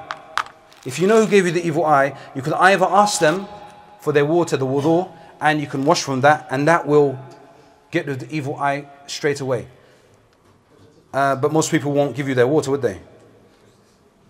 So what you need to do is, like Sheykh Rahmatullah alayhi Uthaymeen said, if they eat from a date, for instance, and you eat from the bone of the date, the seed, if they eat it and they put it in their saliva, there's DNA, you take that and you put it in water and you wash from it till the affliction goes away. And how do you know somebody gave you the evil eye? They will say something of amazement like, wow, what a beautiful car you have. Or wow, what a nice dress you have. Or wow, how do you do your hair? That wow is the evil eye. Straight away when somebody says wow, or any other term in slang, that you just now got the evil eye, depending on how strong his evil eye is. And it's not evil eye, that's another misinterpretation. It's called the admiring eye. The evil eye is from the Jinn, or somebody who hates you. MashaAllah, tabarakallah. Yeah. Okay, next question, inshallah. Can jinns have a direct effect on mental illness? Obviously, it is a big topic, but if you could just... They are specialists. Jinns anxiety, are specialists. Paranoia, depression, are these all related to jinn possession? They are specialists in this field. Okay. They are specialists, and this is wallahi, this is what they're good at. Okay, if they can run through your veins, they're good at this. And this is where we find the problem. The strongest type of afflictions is this, when they go to mental hospitals and when psychiatrists and doctors can't help them, they can't explain why they're going through what they're going through, and we can't. And it takes years. And even sometimes when people come to me, I don't believe they're affected by jinn, but they are. Sheikh, if I may just, I see that we are inundated with questions, mashallah, and I'm sure there are some burning questions within this ones. I don't know if the brothers feel that we'll stop so we can do the adhan and pray the Isha, inshallah. And if the brothers want to stay after Isha, by all means. Yeah? Brother Abu Nadeer, inshallah, if you're ready, we can just crack on with the questions. Can I just answer that question again about the Taweez? I answered the Taweez is only mumbo jumbo. That's what, as Muslims, that's how we should look at Taweez. We shouldn't look at it as something that is great or something that has an effect on us. Just before you, with regards to mumbo jumbo, someone's asked a question and it's just reminded me, so I'm asking. What about the Taweez with Qur'an in it? Yeah, Just Qur'an. Okay, so this is where. Okay, thank you. So the scholars say that Taweez that has Qur'an in it and it's sealed and it's protected, it's allowed. That's what the scholars say. It's allowed. And I read the fatwa from the scholars, they say it's allowed. But who am I to say my opinion? It's not my opinion to say it's allowed or not. But from what I understand, that Qur'an is supposed to be read. Okay? And the people that couldn't read it or couldn't remember to memorize it is to take the thing that they hanged around the neck and to read it. Like we carried the Qur'an with us. That time they used to memorize the Qur'an. So the scholars say it's allowed as long as it's sealed and no impurity can get to it. But today, many people don't have Qur'an on their necks. It's actually grids and boxes which calculate to be the devil's names, certain devil's names. But like I said, the example of this is this, as we mentioned, if you hang this like the hadith of the Prophet ﷺ, whoever hangs something on his neck, he's left to it. That should be enough, sufficient for you to understand that you should not believe in anything but call upon Allah subhanahu wa ta'ala. That's it. The Prophet ﷺ was given concise words. He was given words that you're supposed to understand straight away. Man aqada uqda, whoever knots and blows in it has committed sihr. But we know that sihr is a knowledge that you must obtain and you must do certain rituals. And it takes time before you become a magician. Do you understand? But the Prophet ﷺ said, stay away from it. It's 7 major sins that you stay away from. Don't come close to it. So answering the question of what's inside the Taweez, is again, it is harmful because it draws the shayateen to you. And some people believe, and Jinn say, they are attached to a Taweez. And again, this is not information that we're being told by the Prophet ﷺ or in the Qur'an. But we know from the hadith that your iman is weak because your iman now is attached to something else than Allah. A question I have here is, what can we do, how can we address magicians in today's day? So for example, how does one confront a magician? And what can we do living in this country? Obviously, what is the best method to tackle this issue? I mean, magicians, they're not going to... They believe they're doing something right. That's the problem. They believe that they're doing something right. They believe these numbers calculate to be a certain calculation in the Qur'an. They don't believe they're doing sihr. They believe that they are doing something that is good. And now you have to sit down with them and say to them, this is wrong. And then you have to prove to them. But they won't listen to you because they fully believe that this has an effect. And some people wear this and they are affected by jinn or sihr or ayn, and all of a sudden they're not affected anymore. They wear this on their neck and they feel a bit of peace. Why did that happen? Why did that happen? Does anyone know? As all of you today, everyone should know the answer to this. Not just me. Everyone know? No? Yeah. Same with the jinn catchers. They go to the jinn catcher, they say they catch your jinn. Afwan, brothers at the back, could you just keep it down please, inshallah? Jazakallah khair. The same with the jinn catcher, they say we've catch your jinn, and then afterwards the jinn just comes up. He says, oh, I was just lying. It's the same thing. They deceive them, making them just wear this because we've done what they wanted you to do, is commit shirk. They want you to commit shirk. They want you to go to hellfire. That's the whole purpose. That's what it's all about. It's for you to go to hellfire, and that's what they want from you.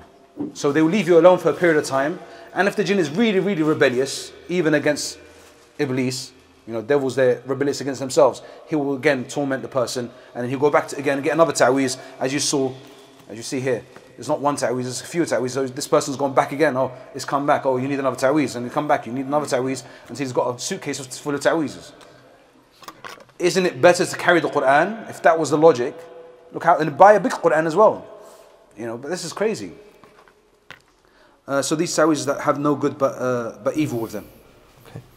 Okay. Can you maybe say a few words on magicians such as Dynamo or David Blaine. Obviously these type of people come on our TV, people follow these guys on social media, etc.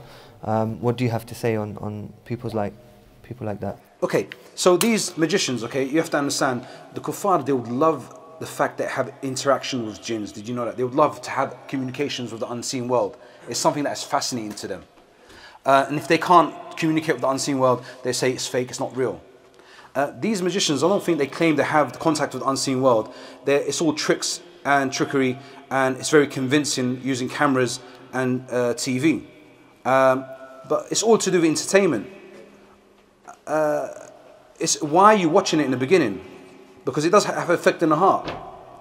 The question is, my question to you is, why are you watching them?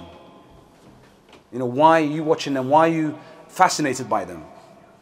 You know, did you read the hadiths of the Prophet ﷺ about splitting of the moon? Tell him to split the moon in half. You can't do that. So there's nothing fascinating about them. It's all to do with entertainment and to mislead you and for you to follow them. And the scholars tell you not to watch these kind of things. Have I answered that question?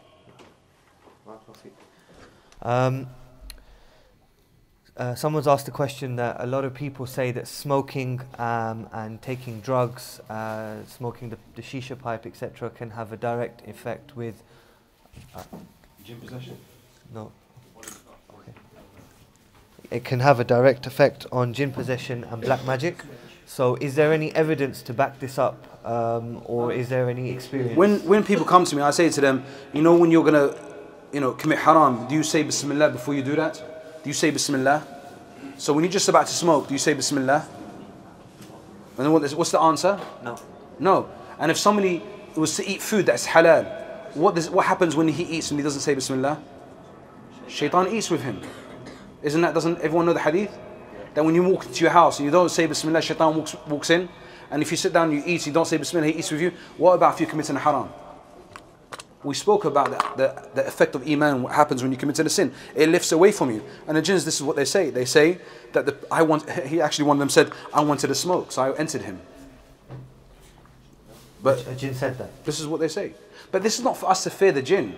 This is for us to fear Allah subhanahu wa ta'ala, because we're disobeying him. And this is what the shayatan were created for. So we can run away from them and run to Allah. Do you understand? Okay. Can jinns or do jinns expose themselves to humans? And if so, how? They do. Especially if they want you to know they're there. If they're in love with somebody, they would want them to know that they're there. If they want to scare you and terrorize you, they would make you know that they're there. But if they're there just to eat and sleep and just a home to hide in, then they won't let you know. I'm talking from experience now, so this is different. And in what format can they expose themselves? They can do many things, like when they're desperate, especially when you start. See, I didn't want to go into this topic, to tell the truth. I would say it. When they're desperate and they feel like you're going to get rid of them, they will make sure that you know that they're there, and they're there because they love you and they want to protect you and they want to look after you and they want to do this and they want to do that. It's a real soppy story. They will say, it doesn't matter if it's a male or female, that's what they'll do. And then if you don't comply, they'll start harming you. That's what they'll do. But not to be scared of them, because they can't harm you only by the will of Allah subhanahu wa ta'ala.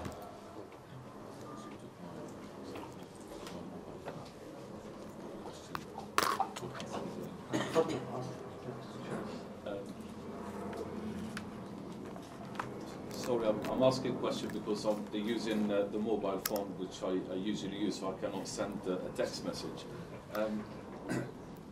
Sheikh, would you say that the problem we have in nowadays of Taweez and the Jinn and all these sort of things, that is coming because we don't read the Qur'an a lot, and we don't recite the dua as we usually do, because we see in this quite a lot nowadays that we're growing away from the Qur'an and Sunnah, and we sort of go into other things that we hope that will answer our problems and our need. Sah, I mean, you answered the question already. It was clear. It was clear what you said. Most people, unfortunately, and I don't say the brothers in this room, most people, like Muslims, are not actually not, unfortunately, are not practicing. They're sitting at home, forgetting their deen and forgetting their identity, and maybe scared even to call themselves Muhammad or Aisha. They're scared to call them names, you know. So they are far away from remembering Allah Azza wa Jal. And shayateen would easily possess them and easily leave them. It doesn't make no difference to them. But it's unfortunately, it's, well, like I mentioned in the beginning, the brothers that are practicing, brothers are coming to the masjid, what are we doing to help them and call them to Islam and to make them remember Allah Azza wa Jal? Because when we remind others, we remind ourselves. And this is what the Ummah is for. It's to call people to Sirat al-Mustaqim.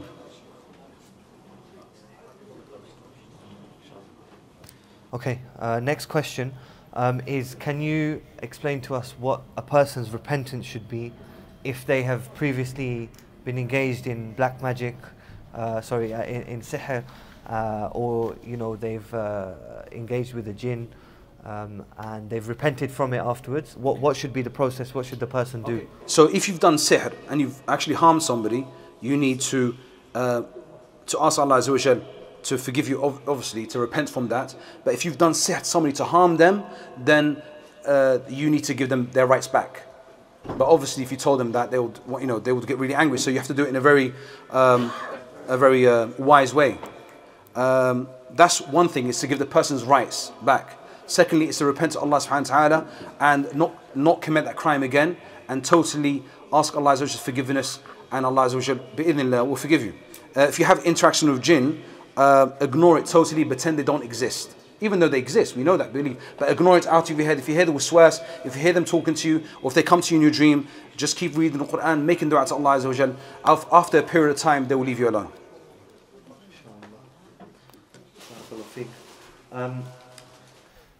If you don't know who did the Ain, obviously the answer to your previous question was you can ask the person for the water from their wudu, but if you don't know who actually did the Ain in the first place, then what should be your method of treatment? Allahu A'lam, the Prophet sallallahu alaihi wasallam said to Aisha, seek ruqya. He said to her, seek ruqya. He didn't say to her, do ruqya. He said, seek ruqya. Ruqya is for Ain. Okay, and it was allowed, and there's specific hadiths that say seek ruqya from Ain. So doing ruqya, for instance, reading Qul huwallahu ahad, Qul a'udhu bil-falaq, and Qul a'udhu bin-nas, and blowing on your hands like this, and wiping over your body is ruqya. Or asking somebody to do ruqya for you, is nothing wrong with that. Okay, it could be your mother, it could be your father, or your brother, or anyone in your family. And that should get rid of it regardless of where it's come from. It depends how strong the Ain is. People are in a rush to get the cure, thinking they're going to get cured straight away when they get the ruqya done. Sometimes it takes time. And there are certain signs and symptoms when the eye leaves. This is what I explain to people when they come to me. Because what they do, they go in a state of despair. So the Ain is like I explain to them, it's like in layers. In layers. So when you walk somewhere, like you go to a shopping mall and you look like a Muslim, and people look, oh, there's a Muslim. Oh, look, there's a Muslim. Oh, look, there's a Muslim. Not to get paranoid, but it's a natural thing, isn't it? For people to look, oh, he's got a beard. Oh, he's got, a thobe. People are looking at you. They're giving you the eye, but you don't realize that. So you're getting affected, but you don't know. So there's layers on top of layers on top of layers of the eye till you get really ill, and then it has an effect on you. Okay, so what you need to do every time you go back home is practice the sunnah of the Prophet ﷺ and do ruqya to yourself. Before you go to sleep, you read the quls, you wipe over your body, and that takes away the layers that are there. And the signs are you might start vomiting. Okay, that's the sign of the eye leaving your body. And most people say you have sihr. If you start vomiting, it's not. Okay, so sometimes you might start suffering from diarrhea, and that's the way your body is detoxing itself. Or doing hijama every month is another way of getting the bad negative stuff that's in your body, i.e. the Ain. So reading the quls and wiping over in your body is a ruqya to get away with the effects of the Ain and other elements as well. Jazakallah khair. Is it permissible to recite over water and drink that water with the ayat of the Qur'an? Yes, it is permissible. The Salaf done that. Yeah, and it's permissible to write it as well with pure like ink, edible ink. It's allowed to do that as well. Saffron. Yeah, as long as you do it yourself, don't get anyone else to do it, especially peers and mawlanas and all these other soothsayers. Don't get them to do it for you, whatever you do. Jazakallah khair. Can jinn or sihr problems of the sort be passed down through generations? Is that something to say? Allahu a'lam. It can be, as they've said, that when somebody, for instance, is going to die, they get this, the parents. So the person's just, his parents are going to die, and then they will find a suitable body to possess. So they possess people for generations over generations. And Allahu a'lam, but this is what they say, and I can't verify that again. That's just words from the jinn. So I can't, Allahu a'lam. Okay. There's a bit of a long question. I'm going to read it direct from the message. My question is, my sister has had OCD for 15 years. Many years ago, my parents tried to help her but didn't have the correct knowledge. So they invited my Arabic teacher, who I know practiced magic. He gave many ta'weez to hang around the house and put candles outside the house that were buried under the soil. Many years later that I realized this was wrong. I found some of them and threw them away. Also, the teacher wrote some grids on plates and asked my sister to eat from those plates. Could the effect still be there even though we threw the ta'weez away? Also, I know where the teacher lives. Should I contact him for any information to undo the magic? No. This person you should stay away from. This is how people go crazy. When you go to people like this who do sihr again, on top of somebody who's meant to be suffering from ayn, and you go to a magician who starts calling other jinns, and they call so-called Muslim jinns. They call them muwakkals, and they're tribes who are, a'udhu billah, are not Muslims. Okay, they are shayateen, and their whole job and purpose is to mislead the ummah of the Prophet sallallahu alaihi wasallam. Their job is to mislead the ummah of the Prophet sallallahu alaihi wasallam. So they come to somebody who's like an imam, and they'll say they'll help him. Okay, and they'll show him some help, but then they'll start making him practice magic. And it will be with Qur'an, but it will be just like candles. Qur'an will be written on candles, buried underneath the ground. And many people, many raqis are misled by this, and they fall into the traps. After a while, what happens to this man, this mawlana or pir, whatever he is, it won't work in it for him anymore. This magic won't work for him. So they say to him, you have to slaughter. You have to slaughter something. Or the king of the tribe has got killed and another king has took hold of the tribe, and you have to obey. And the story goes long, on and on and on and on, till they get him worshipping shaitan. But the sister, the question back to the sister is, stay away from this man. This man sounds like he's practicing sihr, and don't ask him anything. Don't tell him you're doing ruqya. Just change your number. Are there different types of jinn, and how can we differentiate between them if there are? Why do you want to do that? That doesn't make any, that question. It's not me, Akhi, it's not me. Yeah, that's irrelevant. I've made bara from them, alhamdulillah. You go on, next question. In countries such as Turkey, almost every shop has the blue eye symbol placed somewhere. Why is this, and what harm can it bring? Like I said earlier on, these things like the eye, the blue eye, and things. This is called into shirk, that it's going to protect you. Nothing protects you. Only Allah Azza wa Jalla is your protector. But once you rely on something, you're left to it. I.e., you have no iman. Your iman has become very weak, and you relied on it. So the shayateen now can do whatever they want to you because you don't rely on Allah. You rely on other than Allah Subhanahu wa Taala. Somebody has asked, shayateen has no power other than Allah. I believe that there is no God but Allah. Why is it that Allah does not help the wrongdoers, but why is it that this still happens? This is a test from Allah Subhanahu wa Taala. He tests you. What are you going to do? Are you going to run to him, or are you going to run to a soothsayer or magician? So it's a test, just like any other illness. When you're afflicted with some form of illness like sihr and ayn or jinn possession, is what Ibn Qayyim said. He said this is just like any other affliction. It's nothing different from a broken leg or anything of the sort. I think we're pretty much done for questions, alhamdulillah. If there's any more from the floor, if anyone wants to ask. Can I just make clear, just before, raqis are not scholars. I think all of you are wise, yeah? Raqis are not scholars, and I'm only speaking through experience.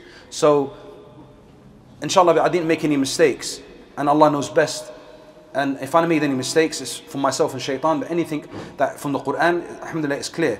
But I just need to make sure that everyone understands that as raqis, we are not scholars.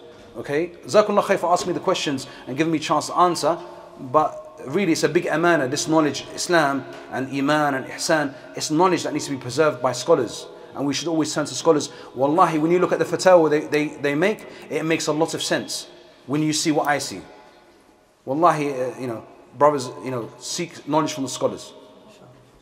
No. Is this got a limited duration, or is it expired, or some of them they have long duration? The magic. Yes. The magic. So does sihr have a Okay, duration period? so you're asking me a question again. I'm going to refer things like I don't like talking about this, yeah. But I will say what I've learned, and there's lots of stuff that I've been told, and I try my best not to do these talks and talk about what the jinn say. But this is what they say. They say that sometimes when the magician dies, the sihr is finished. Okay, the sihr is finished. But what you find is that jinns like the body and want to stay in the body. So the sihr hasn't finished yet. And some of them are stubborn and they want to just finish the job, even though the magician has died. And remember, the whole goal of them is to turn you away from the deen of Allah subhanahu wa ta'ala. Husband and wife separated, and the wife ex-wife started cursing husband in very bad curses, like wishing death, disability, problem with business, not marrying again. Is it similar to Sharia? But he feels it, by the way. It's gone wrong after this, and like. See, I'll ask you what country they're from. I'll ask you what country they're from, so I know the culture. That's the first question I'll ask you. No, you don't have to answer. Okay. I'll ask you where they're from. Then I'll ask you, do you have any suspicion that she goes to magicians? And then the answer. Then if you say no, there's no suspicion, then I'll say, okay, maybe. Again, see, I don't say it is. Maybe hassad.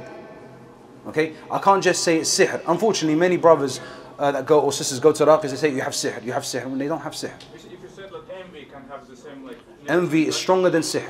Okay, but hatred and curses, similar, like. Yeah. Like envy also, negative. No. Envy, it can be envy.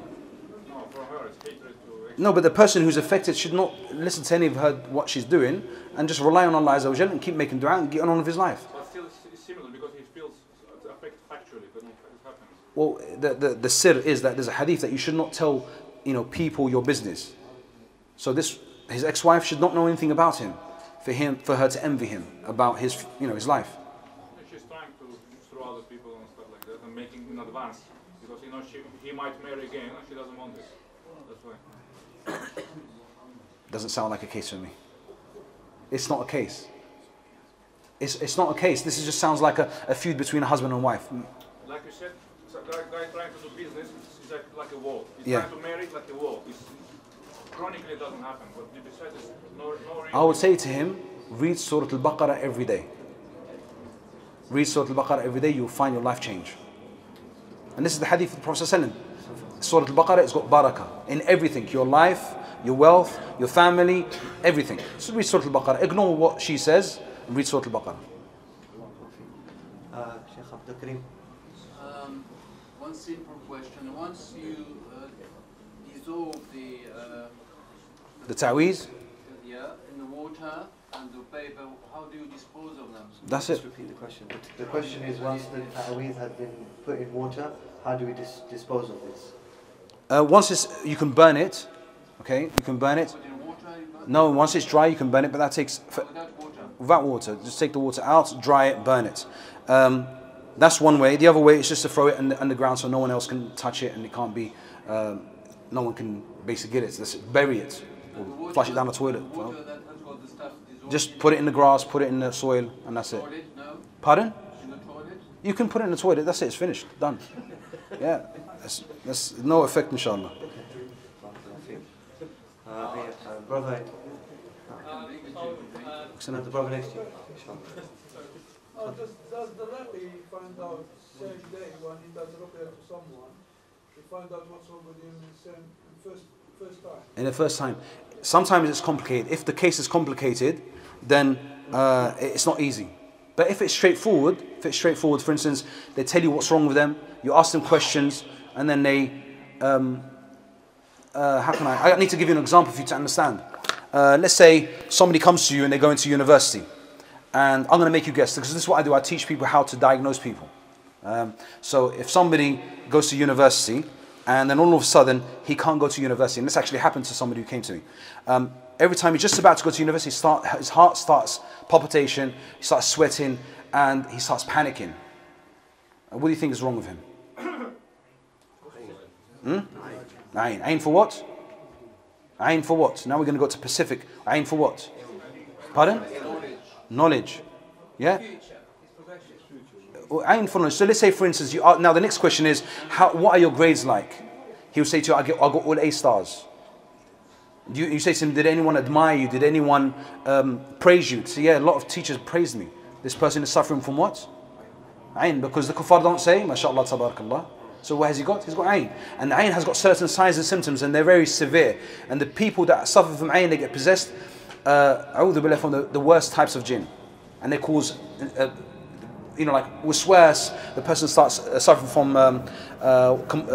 when you wash your hands too many times, you can't stop washing your hands. OCD. Okay, they suffer from these kind of symptoms. To us as raqis, we know straight away what he has. But it doesn't mean he doesn't have sihr. It doesn't mean that he doesn't have Ayn. It can be, you can have all the three together, or you can just suffer from Ayn. But it's, as a practitioner, you should ask a lot of different questions, and then you can get to the root of the problem. Brother Ridwan. If you know someone perhaps maybe put a Taweez in your house, or someone's done a Taweez, and you can't find it, you can't locate it, is there a way to destroy it without actually physically destroying it? Okay, if you asked a peer or a Mawlana, he will say to you, yes, there is. Okay, but we know to way to destroy it is to find it, and then undo it, and then it's destroyed. If you can't find it, was you here early on in the talk? I was in and out, but... Yeah, you weren't here in the talk. We said that. That was like the main part of the talk. The steps of breaking the sihr. No, but you showed physically how to break it. I'm talking about if someone did sihr or had a Taweez outside of the country even. How do you, if you know that someone has done it in another country, for example, and they say, yeah, put it in a mountain or whatever, and some people might say, well, you're going to wait for it to rain and the rain to wash it away, whatever. If you can't physically get to that, how do you break it without speaking to those people involved? Okay, so the brother's saying, how do you break a ta'weez if somebody's told you that they've done a ta'weez for you, but it's not in the country, it's somewhere else, it's high in a mountain, on a tree, and so on, yes? Okay, so the thing is, the ta'weez, what was the ta'weez for, number one? You want to know what the ta'weez for. So if it was something malicious, and something like to kill you or to destroy your life, they won't tell you where it is. Regardless of what it's for, if you know that someone... It's very important what it's for, it's very important. Let's say you don't know. Okay, so let's say for instance this magic was done. This magic was done. What was it for? What was it for? It was for to heal the person. Okay, and these Mawlanas, they believe that this sihr is, or they don't believe it's sihr. They believe it's just a way of seeking help from the jinn. So if the person carries these with them, the jinn will possess them. They got like a door to open. Just method of talking. So they've got it at home. But if this sihr is done to you, not the way you've explained it, because that doesn't make sense. But sihr was done to you to kill you, to destroy you, and they've hid it in a mountain somewhere far away. What we say to people is make dua, give sadaqah, do good deeds. Allah subhanahu wa ta'ala will destroy it for you. There are many times we've broken sihr, we don't even know who sihr is for. So it's just dua and having yaqeen, and we mentioned this earlier in the talk, have yaqeen that Allah subhanahu wa ta'ala will answer your dua. And once you do that, bi'idhnillah, Allah will destroy that sihr. And it's happened, it's not like it's not happened. I think we'll take two more and then inshallah we'll say we've got some food. Bismillah. If we pray 5 times daily first salah, we do this sunnah askar, like reading Ayatul Kursi in Quran with Falaq Binas, and we worry about it because it's already protecting us. Is it okay to, we shouldn't be worried about it? You see, if I answer that question and say to you, you're protected and that's it, then you do get afflicted. You say, well, why have I prayed and I've made my dua and why am I afflicted? But you are not to ask Allah Azza wa Jalla why you're afflicted. You have to check yourself why and what have you done. Because remember, the Prophet ﷺ, the most perfect man to walk on this earth, who had the strength of 100 men, was afflicted by sihr. Why was he afflicted by sihr? Ask yourself that question. He was afflicted by sihr as it was a test. It was a test, not only to the Prophet ﷺ, but to all of us. And he's an example for us, that we must be patient at a time of test. And we must call upon Allah subhanahu wa ta'ala. Allah loves when you call upon Him. So this is sometimes the problem I get with people when they come. They say, well, akhi, I was praying and I made dua and I done this and I done sadaqah and I still got afflicted. Well, be patient. You'll get rewarded if you're patient. And maybe Allah wants a place for you in higher in paradise that you can get to with your deeds and your dua and your... But with your patience you could. Yes? Is that okay? Could you also enlighten us on the sihr of separation, the sihr of blockage as well? I think especially a lot of brothers, there's some brothers who are suffering currently with this sort of... Okay, let me explain this. What are the signs, what are the ways to overcome this, maybe some outside ruqya? Okay, I'm not going to give you like a textbook, what are the signs are. I mentioned earlier, everyone is different. So like one person, like yourself, would be different to my friend over here. And your signs will not be the same as his. You might be, he might be just naturally kind to his wife, naturally. And even the sihr, affected him, but he's still kind to his wife. But you, on the other hand, are naturally not nice to your wife, just naturally. But just the way you are, just because you're aggressive, you got a temper, naturally. So I have to ask questions to find out, and each individual what they're like, to get to the root of the problem. You can't just say, like I said, you can't pick up a book and start diagnosing people. And there are books that have been written, but you can't do that. But what I say to people when they come to me is that, you know the problem, okay, you have a problem, there's a problem there. Then why is it still going on? Why don't you fight against it? Remember, sihr doesn't have the effect only by the will of Allah subhanahu wa ta'ala. And if you know the sihr is there and it's sihr for separation, why don't you just hold hands? Because when you do that, it actually destroys the sihr. When you try to bring that love back together, it actually destroys the sihr. And that's how we actually help brothers and sisters. Okay? Am I making sense? I hope I am, because I know it's very confusing. Alhamdulillah. Taib, Akhi, is there any other tips or anything else you'd like to impart on the brothers? Continuously, if we are worrying about this, that we got sihr with this, can't we feel that we are actually obsessed with this and worrying about this all the time? And then this is get worried all the time. This is. I believe that everyone must trust Allah and just do zikr all the time. And leave it all. I think that's been the theme of this is the whole talk. The whole talk was about this. It's the people are so, they're bothered about somebody done sihr to them. And this is a woman who came to me. She calls the magician. She calls him, phones him, and asks him, "Did somebody do sihr to me?" And he said, "Yes, your cousins did." And then she'll come to the raqi and say, "Can you do ruqya for me?" Can you believe that? Can you believe that? This is how some people, they're so worried. But when you're worried, what are you supposed to do when you're worried? What is that you're supposed to do? It's totally turn to Allah subhanahu wa ta'ala. Totally turn to Allah azza wa jal. When you get attacked, for instance, at night, what are you supposed to do the next day? Or at that night, what are you supposed to do? Get up and pray, make wudu, make dua, and know there's something wrong. You must have done something wrong. Okay?